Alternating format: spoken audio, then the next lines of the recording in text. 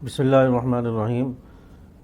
رزق میں برکت کے بارے میں 4 اعمال بتائے ہیں۔ حدیث پاک میں اس کا ذکر آیا ہے کہ رسول اللہ صلی اللہ علیہ وسلم کے پاس ایک مرتبہ ایک شخص آیا اور آ کر کہنے لگا، یا رسول اللہ، فقر و فاقہ کی زندگی بسر کر رہا ہوں، رزق کی تنگی ہے، کوئی آپ وظیفہ یا عمل بتا دیں کہ میری زندگی اور میری حالت بدل جائے۔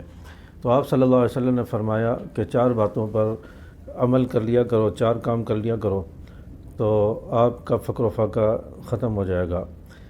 تو آپ صلی اللہ علیہ وسلم کے پاس پھر کچھ دن کے بعد وہ شخص آیا اور کہنے لگا، یا رسول اللہ، میں نے ان 4 باتوں پر عمل کیا ہے اور میرا فقر و فاقہ بالکل ختم ہو گیا ہے۔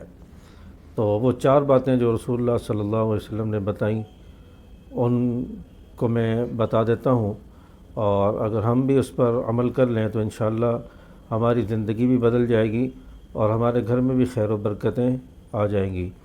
اور بعض علماء فرماتے ہیں کہ ان باتوں پر عمل کر لیں تو انشاءاللہ رزق دروازے توڑ کر گھر میں آئے گا۔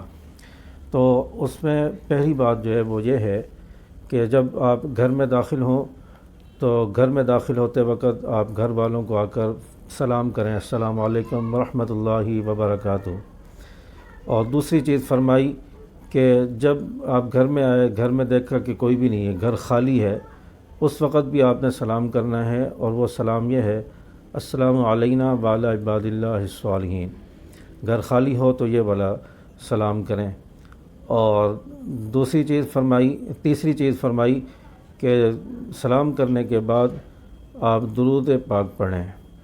درود پاک کوئی بھی درود پڑھ لیں، چھوٹا درود ہو یا نماز والا پڑھنا چاہے وہ بھی پڑھ سکتے ہیں۔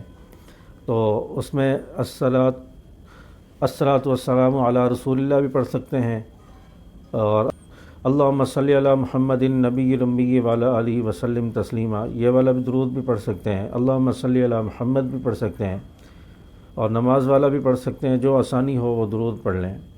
اور اس کے بعد جو چوتھا کام ہے وہ یہ ہے کہ سورۃ الاخلاص یعنی قل هو اللہ احد اللہ الصمد لم یلد ولم یولد ولم یکن لہ کفوا احد، یہ سورۃ الاخلاص، اس کو 3 مرتبہ آخر میں پڑھ لیں۔ تو جب بھی گھر میں داخل ہوں تو یہ عمل کریں تو انشاءاللہ گھر کے اندر برکتیں ہی برکتیں ہو جائیں گی، رزق وسیع ہو جائے گا اور رزق کی تنگی دور ہو جائے گی۔ اللہ تبارک و تعالی ہم سب کو عمل کی توفیق عطا فرمائے۔